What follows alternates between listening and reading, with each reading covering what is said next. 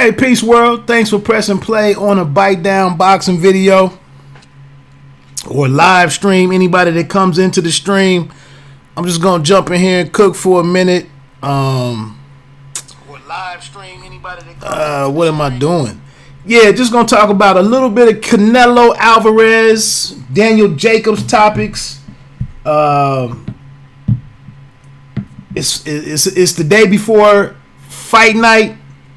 I just want to check in on a few things, see if anybody had anything to get at me with. That's about it. I told you I was going to start doing a weekly sports and entertainment live stream. I'm just trying to make sure the chat is working. But there we go. I want to do a weekly live stream talking about sports and entertainment. I hadn't settled on whether or not it was Friday night or Saturday morning. We'll get to that. What else did I have to say? Oh, please do go to www.leftjaballnightboxing.com. Check out the latest episode of the Bite Down Boxing podcast. Special guest out of Cleveland, Ohio, super welterweight, future terror in the division, future world champion in my opinion, Charles Bad News Conwell. Good brother, man. Bright future. Helped Tony Harrison get ready for that upset against Jermell Charlo. Tough as nails. I thought he was a little undersized for the division, but we chopped it up about quite a few things. Obviously, with next week being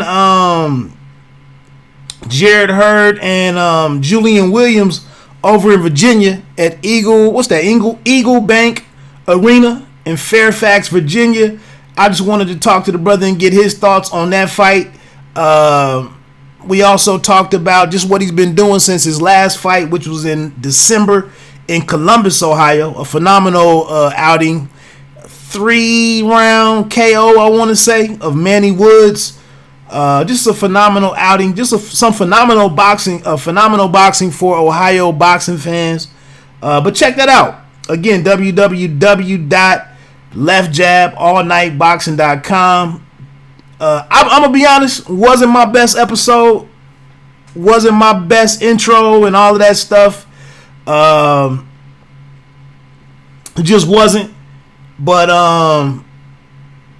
it's difficult when I go and do a live stream and then come back and try to do a podcast a couple days later and talk about the same stuff with the same energy. And so it wasn't my best podcast, I'll admit it. But I did put the timestamp out there so you can go directly to Charles Conwell's interview. I thought it was a good interview. If you want to know something about somebody that's coming up in the future and who is going to make some noise in that division, I would suggest that you go over there and check out the interview and just go to either the 97th minute, depending on what app you're listening to it on, or an hour and 37 minutes. If you get around there, use that status bar, move around, fast forward, and check out what you want to check out. I appreciate all the recent subscriptions, the new subscribers. I'm not a big fan of that notification button, but if I am ever over here cooking and you like what I'm talking about, feel free to hit that notification bell, that bell-shaped icon, so that you know that I'm rocking, and it'll let you know. I'll be honest with you. Sometimes the links they go out on I don't think I have any auto links, but sometimes some of the stuff that goes out and lets folks know that I'm on, it doesn't always have the most up-to-date information about what I'm talking about exactly. So it is what it is. But again, if you hit that notification, you can come check in and see what I'm talking about. Give me a few seconds of your time, 10 seconds, 12 seconds. I know the world is moving, and if it's not your bag, then, keep it moving, and it's nothing personal to me. Like I said, I'm going to get in here and talk a little bit about tomorrow's big fight. Tomorrow's big fight, you know what it is.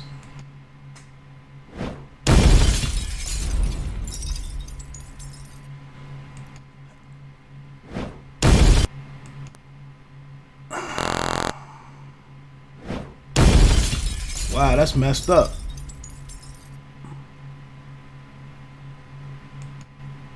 Oh, I'm sorry. Damn, that was. I'm a one-man show. I apologize. No filter. Tony boxing me. I got Jacob winning, but he can't win a decision. Looks like he might have bounced out of the room. I only see one person in the chat, which is myself. Thanks for that comment. No filter. Tony boxing. I'm getting ready to get into some of that about the decision thing and Jacobs. So let me go on and talk about it. I just checked out the 40 days. Oh, you are here. Well, yeah, my bad, bro. I'm looking at my phone on my other account. That's me up top, E Pluribus Wood, and it only said one person was in here, so I apologize, man. No hate, no shade. I just watched that second 40 days joint on DAZN. Whether you watched it on the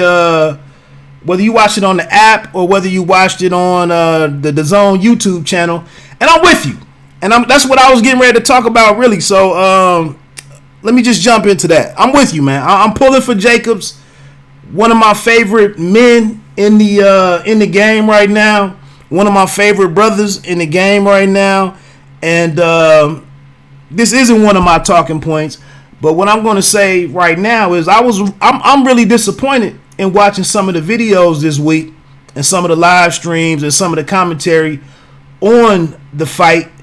For anybody to discourage or to discredit this fight and say that you're not going to support it just because it's on DAZN, and screw that. This is one of our better dudes. This is a stand-up dude with a lot of class. I know we don't value class in our community right now the way that we should, but Daniel Jacobs has been through it all. He's a seems like a great father. He's played his role. He's paid his dues. Just a stand-up dude. And for anybody to sit here this week and talk about don't support DAZN, the hell with DAZN, all of that, whatever. Nah, this is one of our better dudes out here who's getting a great opportunity, who's done what he was supposed to do to get where he's at. He's capable of winning this fight. He's representing the community in an outstanding way. And for $20, I don't know how the hell you can sit here, anybody.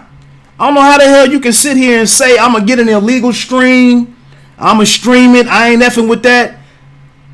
If you really about what you say you about and talking all the stuff that you talk all the time about the community, I don't know how you don't put your money behind this particular event. Whether you go to the theater, it's available for you to watch in the theater. You can go to Hooters. I believe they're doing something with it. They did something with the Crawford fight. The Crawford-Khan fight was not available to be watched in the theaters, but it was at Hooters. They have something going on. I'm not going to Hooters because I have the DAZN app.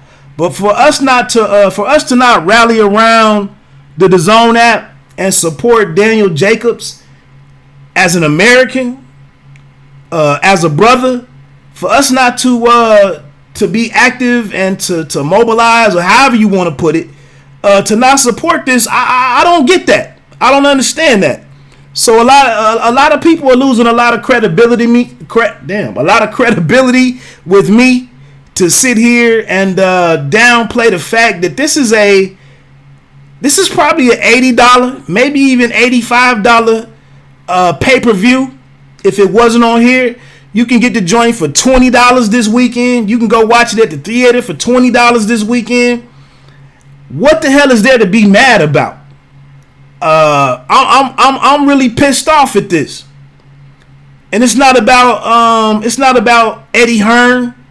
It's not about De La Hoya or Golden Boy and emails with the garbage in there, with the racism, the racist emails.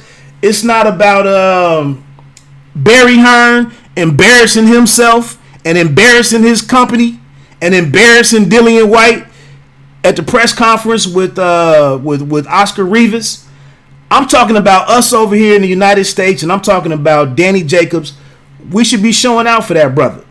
And that's my 2 cents on that. But let's get into this 40 days episode 2. Shout out to LeBron James and Maverick Carter.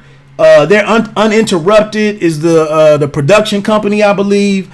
I thought they did a phenomenal job. I'm glad that they stayed behind the scenes. I didn't watch the joint with the panel. I need to check that out. I saw Maverick Carter on stage with somebody, and I do want to check that out. But I got about 7 notes here I'm gonna get into on this 40 days show. Selecting DJ as an opponent. I really respect that. The Canelo camp with the Reynoso family, whether that's Chepo and Eddie, I believe is the son, or maybe I got that backwards. Maybe Chepo is the father, who's kind of went to the backside, or went to the who's falling back a little bit to let the son pretty much be the chief second for Canelo. But they gave Daniel Jacobs all kind of love, respecting him for being a warrior, for being a great ambassador for boxing, for trying to put on shows, for fighting the right way, for being mindful of giving the paying customers their money's worth. I thought that was excellent. That kind of gives us an idea of what Team Canelo is doing or intends to do with this 360 million, 335, whatever it is. I'm getting Mike Trout's contract confused, but 300 plus million, 5 years, 11 fights, and they selected this guy to come in here and be the first. And that's the thing. This is the first major. This is the first major event on DAZN. I mean, this is the first pay-per-view caliber card that they've delivered. And I think I'm excited. And I'm not going to sit here and say that the buzz is down. I know some people may not know where the fight is. I heard some people that saw some of the ads and they still didn't understand how to tune into the fight. I tried to educate people. I tried to inform people. Like I said, it's a $80 fight, $85 fight for $19.99. I don't know what you could be pissed about. And if you would have paid your $19 last week and watched Juan Francisco Estrada take apart Sor Rungvisai and the battle that happened between Daniel Roman and TJ Doheny, if you combine that action and then Regis Prograis on Saturday night, making his claim to get up into the pound for pound discussion. If you pair that with this weekend's activity, I don't know how you're losing. I really don't know how you're losing. But shout out to Team Canelo for Golden Boy for picking Daniel Jacobs and giving him a shot. And I mentioned this earlier in the week.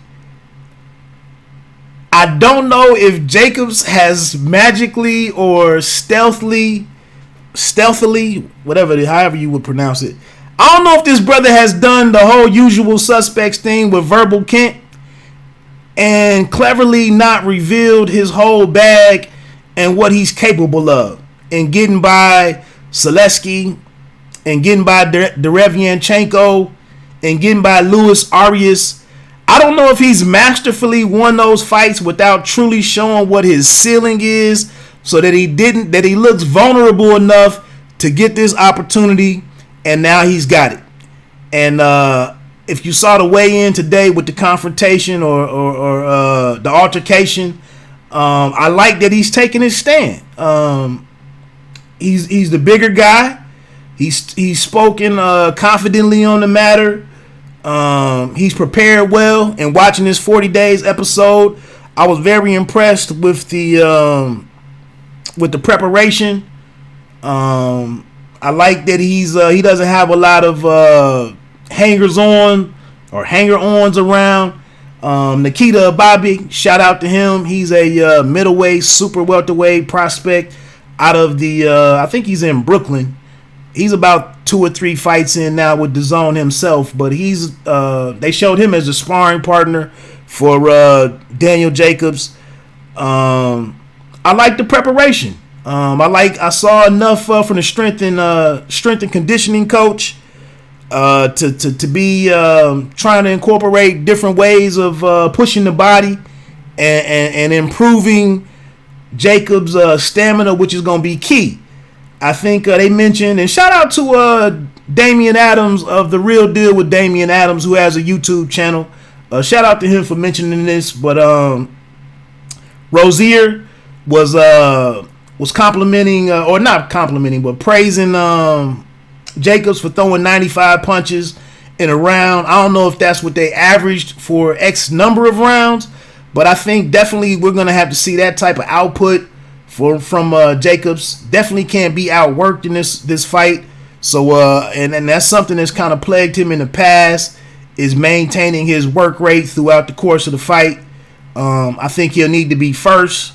I think he's going to need to. He can't leave any question to the judges. I don't know if he can knock Canelo out. Canelo has a hell of a chin. Canelo is a complex fighter. He's a complicated dude with a lot of advanced game in him.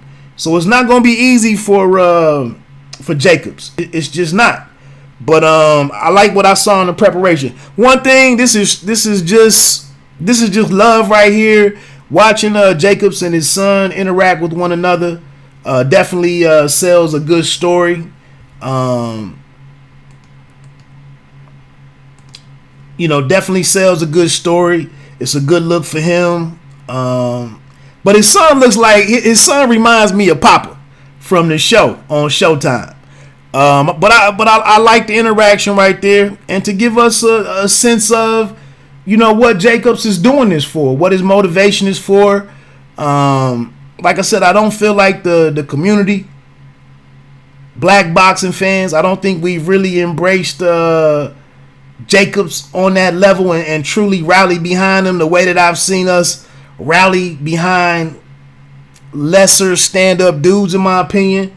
But yeah, Nathaniel kind of reminded me of Papa on Shy just a little bit. And like I said, I'm not trying to crack any jokes on his kid or whatnot. He just, without the glasses, Nathaniel kind of reminded me of Papa. My question for Canelo Alvarez, and we know that he's gassed out in some fights, or he fights in spurts, or he takes his breaks, or he takes some rounds off and whatnot. Does Canelo do road work?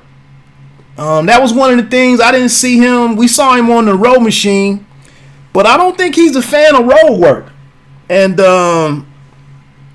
if you watch the Pacquiao and Broner, what was that? All Access. You saw Pacquiao getting his road work in. You saw Adrian Broner doing sprints and whatnot, and maybe some running on the beach down in Florida. I'm just not certain that Canelo is a big fan of. And I know some boxers out there are now focusing more on alternatives versus running for 5 miles or 10 miles or running for X number of minutes. You have different guys out there now. There's different schools of thought that are emerging that boxing isn't really the activity that you go through in going through a 3-minute round really doesn't line up with boxing, and cats are experimenting with other ways besides road work. The other thing that we notice is Canelo had a knee procedure last year or within the last year, and every time that I've seen him in training, he has that sports tape stuff on his knee, and it's a lot of it. So I'm wondering, I don't know last night if you saw the Christopher Pearson fight with Yamaguchi or Yama Falcoa, but Christopher Pearson had a knee brace on, or a knee sleeve, and I'm just wondering if it's something going on with Canelo's wheels. Only being 28 years old, never being really overweight or anything, I'm not suggesting that the brother's knees are it's a lot of, or an extensive amount of wear and tear or anything, but I'm just wondering if Jacobs has been able to push himself in the preparation and maybe come in and be able to go a 12 strong rounds and really push the pace. And in those instances where Canelo would choose to lay back a little bit or decrease his work rate, that might be some opportunities for Jacobs to do some scoring and maybe put a few rounds in the tank and maybe even set up the opportunity for him to hurt and maybe get a knockdown or something, rounds 7 through 9 or something. Do feel free to check out the staff prediction piece. Myself and the staff over at www.roundbyroundboxing.com. I have my prediction for the fight. I'm sorry. If I had to put money in it, I do have to go with Canelo. I just do. For a number of reasons. But like I said, I will be rooting for Daniel Jacobs. And after watching this 40 days joint, I could change my pick for like the fourth time. But it is what it is. But yeah, I just want to know, does anybody think that Canelo is he skipping road work? Is he not a fan of road work? And if he's not getting that in, do you think that's something that contributes to his the rounds that he takes off in fights? Another point that I made, I like Andre Rozier in the corner. I think he's a positive. I'm big on communications.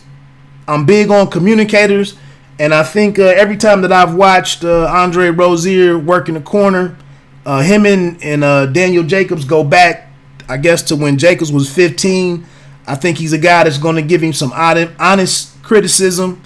If there is a moment in the fight where, and I'm sorry, that last image that I just had up there with Jacobs in front of the flag, please go over to my website, www.bitedownboxing.com. Instead of doing a straightforward fight breakdown or prediction or analysis piece, I do a column called, you can't even see it on there. Or it's the next one. Yeah, that one right there. The group underneath him is a rap group named Smith & Wesson. I do something different, and I find a way to some music that inspires me throughout the week that has a tie-in to the fight. I do a column called Sound for Sound, where I tie together the world of hip-hop and either a fight or a fighter. And I pick a different a group of songs or one song that resonates with me in relation to that week's fighter. So check that out. That's the Sound for Sound column over at BiteDownBoxing.com. But getting to it, Rozier, I really liked their relationship, and I think he's going to be a positive. And if we get to that moment in the fight where Jacobs is letting this huge moment slip away, I think Rozier is going to give him that concerned, honest criticism or encouragement and help push past this situation. I think what pissed me off in the Golovkin in the Golovkin fight, I didn't get that fight too. I didn't score that fight for Jacobs. I thought Golovkin pulled it out.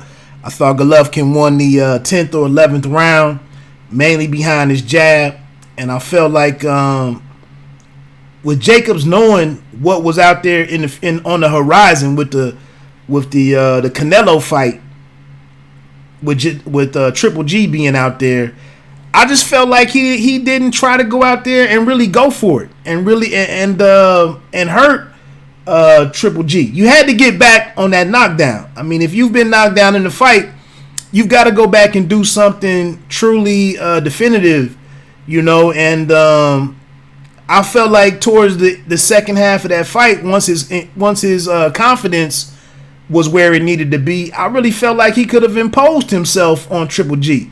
And I don't feel like Triple G is a dynamic enough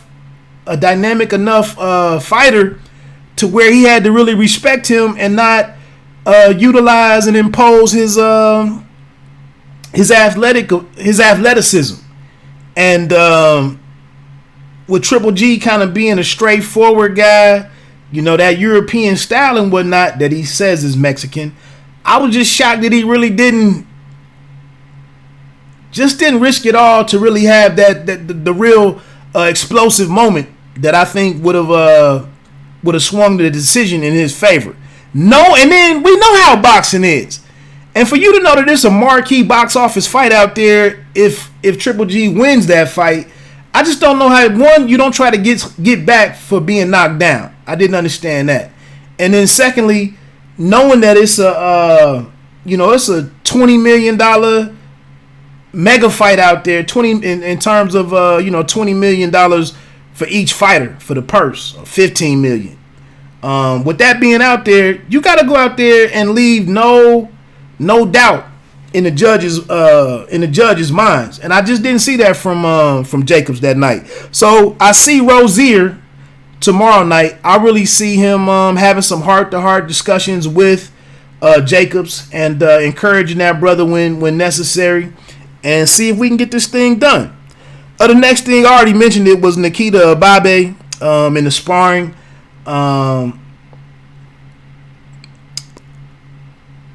Obviously Ababe's game is nowhere near Canelo's, but I'm sure they had him trying to emulate some of the things that Canelo was going to do.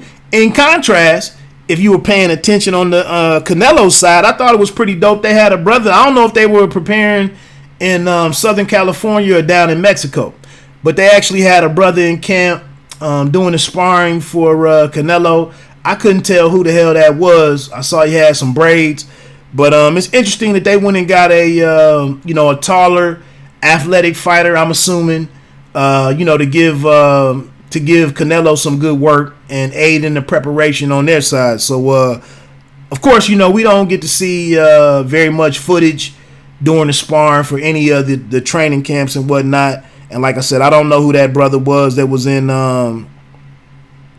Canelo's camp. But just like I said, man, I'm a big fan of watching the preparation and seeing who's taking it serious, seeing who's covering all aspects of getting ready for the opponent. And I thought both camps did a phenomenal job. The next point that I saw on that 40 Days show, Canelo taking a moment to get away to go and support Ryan Garcia during his fight last month in Indio, California, which was another show or another card on the DAZN app. And I appreciate the fact that, man, he conducts himself like a champion, man.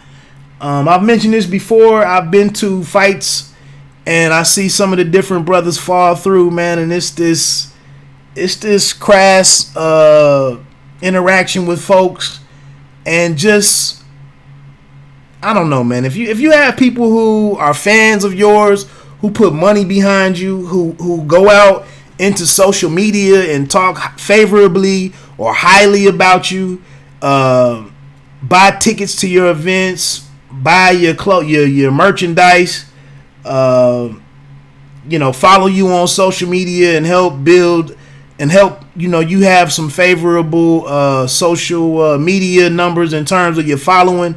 Like, I just don't understand how some of these guys disregard that and could treat people, poorly.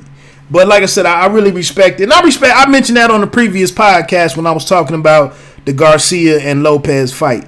You saw some interaction with Garcia, reminding him of staying calm and patient when you have your opponent hurt. It's dope that he's taking Ryan Garcia, a Mexican or an American Mexican or a Mexican American, under his wing. And the Reynosos are now working with Garcia, and he's spending time in camp with them. And so I thought that was pretty dope to take out some time for his from his busy schedule, knowing that he's preparing for a guy like JACOBS, knowing that he's the money man over at DAZN and the money man in the game. And I just thought that was a real dope moment. One thing that I saw was was Canelo speaking English in that exchange? Because Ryan Garcia doesn't speak Spanish, but I think he understands some of it, and the more that he works with the Reynosos, he's getting better at speaking Spanish. So that's one note that I made. And then I already talked about this last point too, was just tech in training for Jacobs. I saw the guy that has some kind of device that was measuring the air or the oxygen in the air. Little craft brew break, I'm sorry. Like I said, I just appreciate the preparation.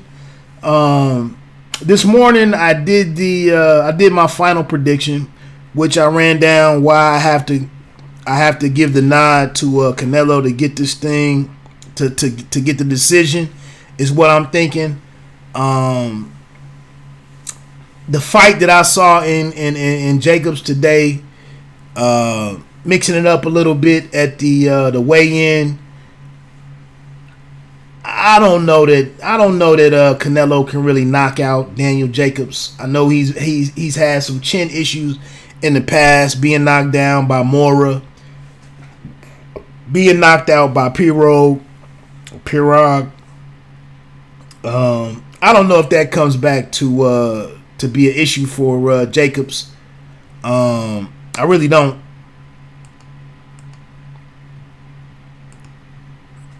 But we'll see.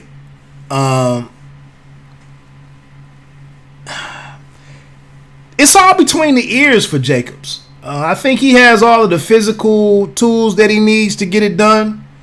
I feel like Jacobs, the experience coming out of Triple G, the second half of his performance against Triple G, understanding everything that's up for grabs. You know, I would really like to see him rise to the occasion and put it all together. The only thing is, coming through this last series of fights, you know, the last 3 fights on HBO with Luis Arias, Selesky, and then Derevianchenko, which I'll be honest with you, I did have Derevianchenko pulling that one out, edging that one out. And I just don't know how you do something that you didn't do in any of those fights, closing the show when you should have. I just don't know. Like I said, unless you've been fooling all of us, intentionally trying to make yourself look a little vulnerable or unable to close the show. I just don't know if the brother is that cunning in that moment in the middle of a fight to quote unquote dumb it down or to govern yourself so much as not to get the knockout and really lay somebody out. I don't know if that was I can't sit here and believe that was his strategy in misleading people and making himself be a little bit more appealing as an opponent for an opportunity such as this. I don't think that's the case. So without you getting it done against Selesky, a guy you knocked down, Derevianchenko to knock him down in the first round, and then not to close the show somewhere, you know, between rounds 7 and 10, and to let Derevianchenko grow with all the confidence and push you and walk you down the second half of the fight and get you in, push you up against the ropes. And I just don't know how I'm supposed to take any of that and confidently go out here and say that Jacobs can win this fight.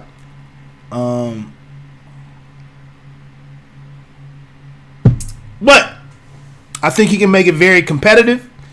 He'll give a great account of himself, and he may have a shot. He may create a shot to where he has to where he can stop Canelo.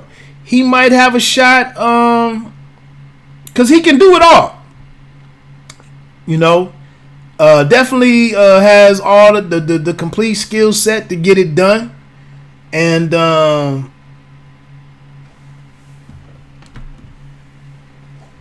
but Canelo, man, he's matured very well. He's developed. He seems dedicated to continuous improvement. He's sitting here looking into the future as far as being a pay-per-view fighter, selecting fights that people want to see. Just fully walking it out like he's an attraction. It's gonna take I think he's gonna need at least one knock. I think Jacobs would need to get at least one knockdown to be able to get a decision. But if you get one knockdown, why not try to finish it? So it's a tall task. It's in Vegas. Now that we had the same three judges from the second fight with Golovkin, I don't necessarily think that's a negative. I think the three judges that they have, Moretti, Weisfeld, can't remember the third guy's name, but I think they're three of the best judges in the entire game in the United States. One of those judges actually had a draw the last time out or in the Triple G and Canelo fight. So I wouldn't say we need to get into the conspiracy theorist stuff right now or fully believe in the fact that he can't win a decision out there. I just think because now that we've been talking about it for 2 weeks, it's not like these guys don't understand that they're going to be under a lot of scrutiny. So I would, and they have to protect their reputation in terms of being considered for future fights. Now, do we still get some BS on the cards? Very possible. But I think, and if you go to some fights, if you go to whether it's club fights, local fights in your area, or if you go to a bigger fight, or if you go to one of these mega fights, I think one thing that's not, and this is kind of a tangent away from the rest of the topic, but just speaking of judging, I think we get on social media and we get out here and we tear these judges down, but we really don't understand that where the judges are seated, they may not see some of the action that you see on TV watching it. They may not see some of the action that you see to be able to score that action in that round. I've been ringside, whether I'm writing articles and taking notes or whether I'm taking pictures, whether I'm shooting my own pictures. It's a lot of times that the referee's ass is in your face and you can't see shots that are being landed. And so I think sometimes we don't give enough credit, or we don't have the understanding that certain cards might come out the way that they come out because that particular judge didn't see XYZ. And you can't sit there and mark down or score punches that you didn't see. Sometimes the action goes over into the corner, the far corner. The ropes might be in the way. It's a lot of stuff that obstructs the view of the judges. So sometimes we get out here and complain about the differences in the judges' cards. That really might be something that's attributable to where the action moved during the round, and maybe the judge he couldn't sit there and make up what he actually didn't see with his eyes. And I don't think nobody ever really brings that point up because it's so easy to just tear the judges down and say that boxing is corrupt, the judges are corrupt, etc., etc., etc. I think one thing that I would propose, I don't know if you can do it during the telecast or during the fight or maybe after the fight, but it might be beneficial to boxing. You see this 2-minute report that we get from the NBA where they admit all the stuff that they effed up. And they put this out there after the fact where nothing can be done, and they made some bad calls and some calls that altered the outcome of the game, and they admit it. But I think maybe there should be a second telecast or some highlights shown to where they show where the judges are in relation to the action. or they put some graphics on the screen to show where the judge is sitting or seated, and then you see where maybe a big moment in that round, how one or two of the three judges really didn't have the same vantage point as the other judge. And maybe that's the round where the judges don't all agree on the card when it seemed like an obvious round. And so I would think, if the action isn't in the center of the ring, where Canelo is going to try to keep the action until maybe he gasses out a little bit or gets tired, and then he moves over to the ropes and does some of his rope-a-dope stuff, or takes the breaks that he wants to take. But when the action isn't in the center of the ring, it's a challenge to score some of that action. But let me get ready to get on out of here. I was just trying to check in. I would have done my sports and entertainment thing this week, but messing around with a big fight week, I really haven't watched much of the NBA basketball to comment on some of that stuff. And then I still have not seen Avengers Endgame, so I couldn't go into that. So that's why I'm doing boxing tonight and not really doing more of the lifestyle show. Pause. I'm not talking about condoms. I'm just talking about some of the content that I'll get into here on the live stream, either on Friday night or Saturday night. But without me seeing the playoffs this week, what's going on with Houston and Golden State, the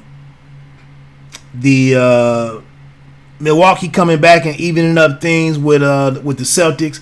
I didn't get to see that game tonight. I guess we got I'm not even gonna lie. I forget who's on the schedule, but I'm getting ready to watch it. But yeah, without me seeing in game, I couldn't really get into my entertainment stuff. I did see last week's Game of Thrones, but a lot of other channels killed that already. A lot of podcasts have killed that already in terms of offering commentary on that. So I don't really see that as being beneficial. So I just kept it boxing tonight. I was trying to see if some of the different cats that I holler at would fall into this thing and contribute in the chat. I guess they got stuff going on, which is usually the case on Friday night. But thanks to No Filter Tony Boxing, I appreciate the contribution to the discussion. Could have put up there why you have Jacob winning the fight, but really quickly I'll run down my opinion on it, my view on it. I just think, like I said, it's all going to be between the ears for Jacobs. Can he be consistent in the stuff that he's allowed to be successful in? Can he impose his size? Can he make his athleticism be a difference maker? Can he stay disciplined in his punches and sharp in his punches? Obviously, Canelo is a superb counter puncher. Even when he gets on the offense and looks to lead, I love the way that he sets up his shots. He throws combinations and he throws his punches with really excellent concepts behind them of where they're gonna land, how they're gonna land, how to set it up. All of that stuff is just top level.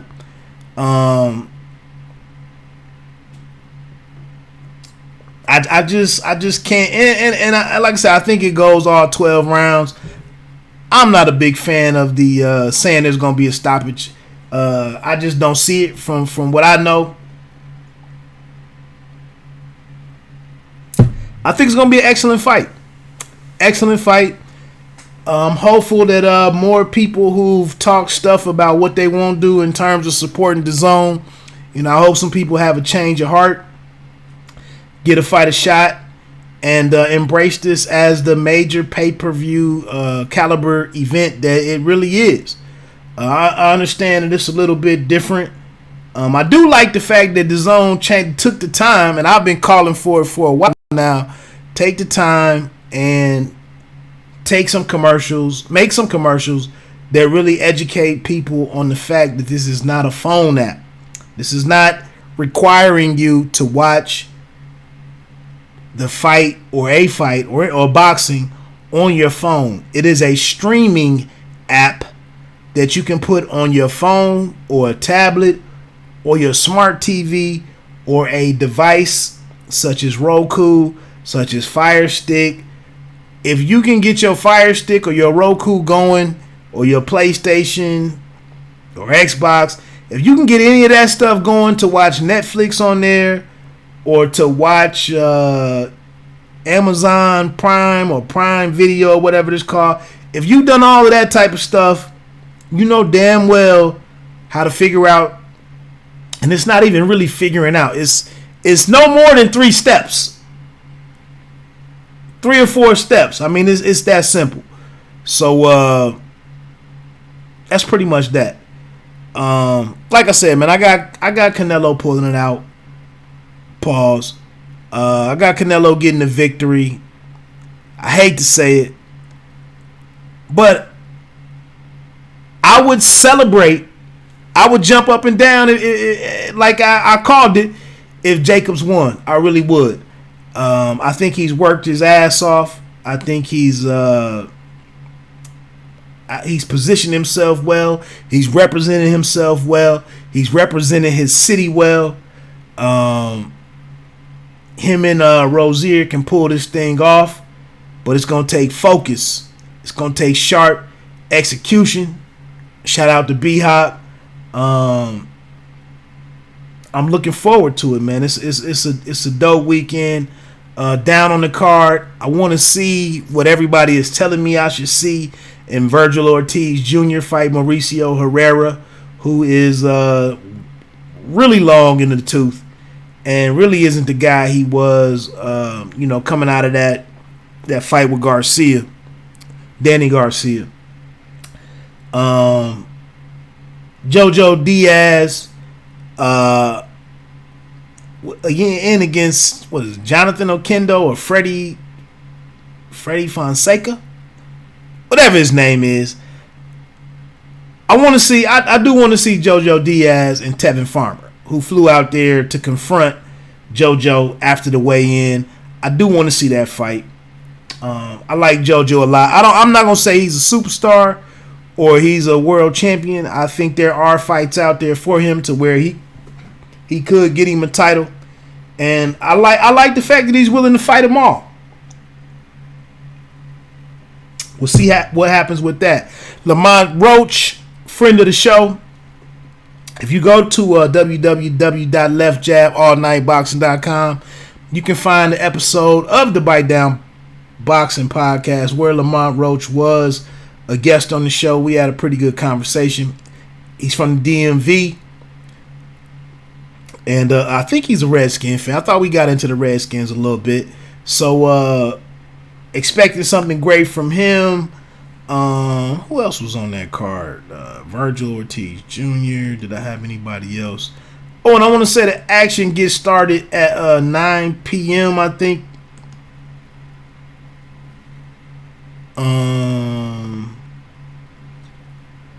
John Ryder faces Bilal Akawi with my man falling out, Lemieux. Whether it was weight or whether it was an injury, he won't be fighting on here. Lamont Roach is the dude fighting Jonathan Oquendo. Joseph Diaz is fighting the Freddie Fonseca guy, 26-2-1. Diaz is 28-1 with the one loss. Coming to Gary Russell Jr. They're fighting for the vacant WBA Gold Super Featherweight title. So that should line him up for some action. Like I said, Saddam Ali against Anthony Young. I saw Breadman, Stephen Edwards working the corner for my dude, for Julian Williams next week in the fight with Jared Hurd. He said that Anthony Young has a strong, good chances to beat Saddam Ali. So I'm going to check that one out. I want to say I've seen Anthony Young before, but I can't put a finger on it right now. But he's 20-2 against Ali, who's 27-2. Like I said, going to be a pretty good card. I'm excited, man. I'm excited. I might go live. Oh, those judges, by the way, I'm sorry now that I'm looking at it. Dave Moretti, Glenn Feldman, and Steve Weisfeld. I was confusing Feldman and Weisfeld. But that's the 3 judges. Tony Weeks is the referee. The IBF title that Daniel Jacobs has, the WBA and WBC that Saul Alvarez has, as well as the lineal middleweight title. It's going to be legendary. I hope you check it out and enjoy it. Look, let me get ready to get on off here. I just heard my whiz come home. She's upstairs, probably cussing me out for something. So let me get on off of here, man. Like I said, I appreciate the brother No Filter Tony Boxing checking in with me. Appreciate those comments. That's it, man. Like I say at the end of every podcast, you don't have to be great to start, but you have to start to be great. Peace.